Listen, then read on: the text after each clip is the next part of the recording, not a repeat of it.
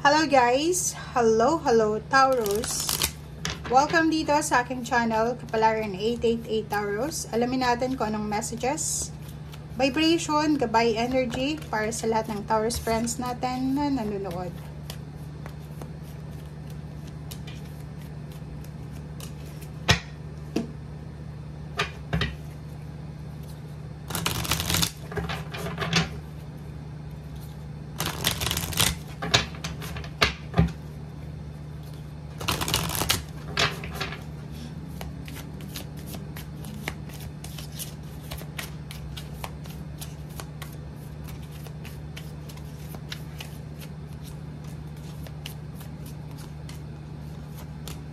Okay, Taurus.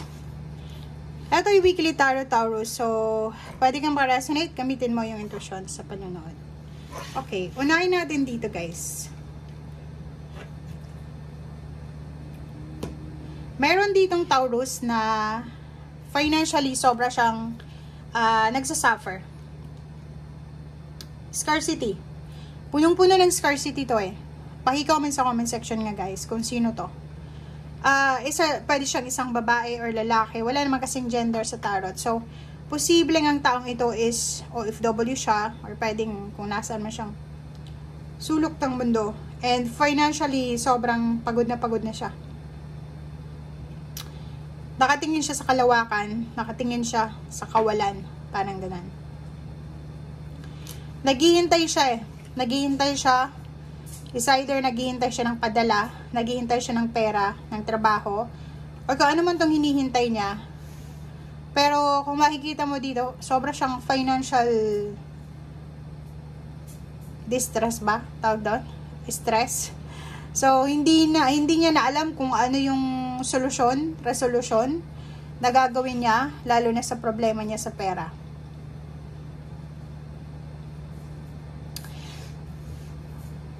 Parang ano to, double trouble. Okay? If ever wala pa naman siyang asawa, may ka-live-in partner, may girlfriend, may boyfriend. Ang problema dito, etong karelasyon niya na to, hindi naman sincere sa kanya. Ang karelasyon ito ay posibleng medyo foxy yung attitude niya. Ito yung dapat niyang ipag-alala, hindi itong pera. Kasi etong taong ito, meron siyang intention sa taong ito. May intention ang taong ito para sa isang ito na after niyang makuha kung ano man tong hinihintay niya. Kasi hinihintay yung dalawa yan eh. 'Di ba? Naghihintay kayo dito. Pero ito, wala siyang interest dito. Ang interest niya is dito, kung ano yung laman nito. So, sinasabi ng baraha, mag-iingat ka. Dahil ang taong ito ay hindi dapat pagkatiwalaan. Taurus. Okay. Retirement. So, mayroon ditong Taurus na siguro malapit ka nang mag-retire or siguro malapit ka nang makapagtapos ng pag-aaral, malapit nang matapos yung contract mo kung OFW ka, and siguro sa linggong ito nag-iisip ka kung ano yung next na move mo, next step. Uuwi ka ba kung OFW ka, or mag-extend ka ng contract, or lilipat ka ng ibang bansa. If nasa Pilipinas ka naman, malapit ka nang mag-retire, or parang malapit ka nang graduate, or malapit ka nang magtapos sa yung obligasyon, and duties, responsibilities, hindi mo alam kung ano yung next step mo, or next move mo. Okay? May courage dito. Sinasabi ng barahan na if ever na medyo nawawalan ka ng courage, lakas loob, sa kung ano man ang next step mo, sinasabi ng barahan na mag-slow down ka. Okay? Huwag kang magmadali. Slow down. Diba? Go with the flow muna.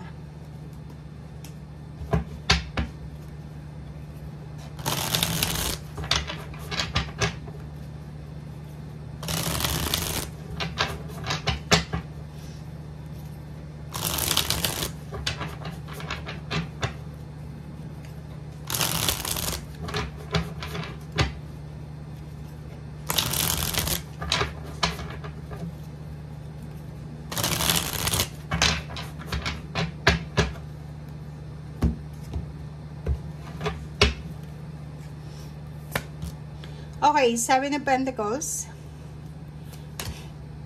Page of Wands, and then Queen of Pentacles. Pero, ang maganda dito, Taurus, ano man itong hinihintay mo, kasi para itong ship na to, na 7 na to, is dito din siya.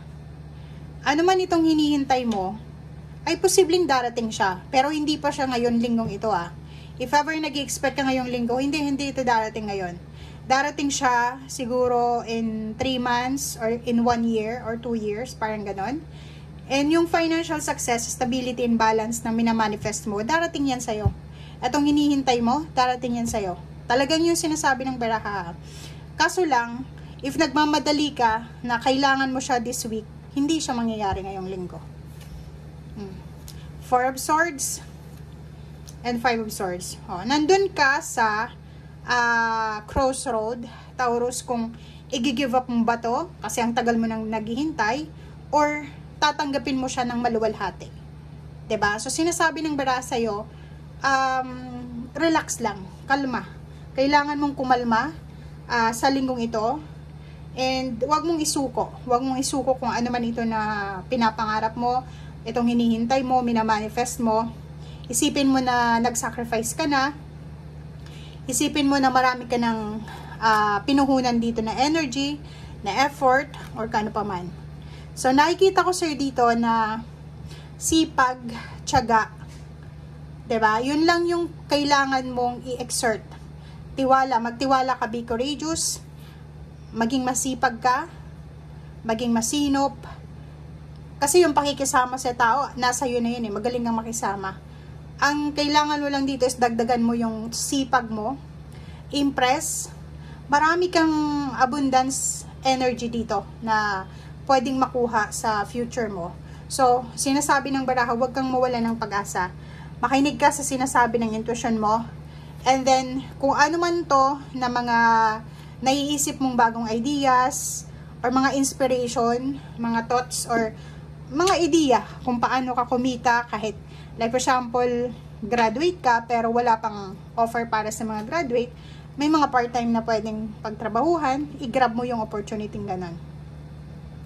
Nakikita ko sa'yo dito na sa future, yun na nga sinasabi ko, hindi ngayong linggo ha, sa future, or sa mga susunod na buwan, or sa taon, or linggo, may celebration dito na posibleng maganap, at peace ka na eh. Kasi lahat ng sakripisyo, lahat ng pagtatrabahuhan mo, lahat ng mga stress na naramdaman mo, lahat ng yan ay ibabalik sa'yo ng universe. Lahat ng minamanifest mo financially ay makukuha mo. Lahat ng happiness, joy, harmony, balance na pinagpipray mo ay ibibigay sa'yo. Okay? So, yan guys ang sinasabi ng baraha. Maraming salamat. Bye!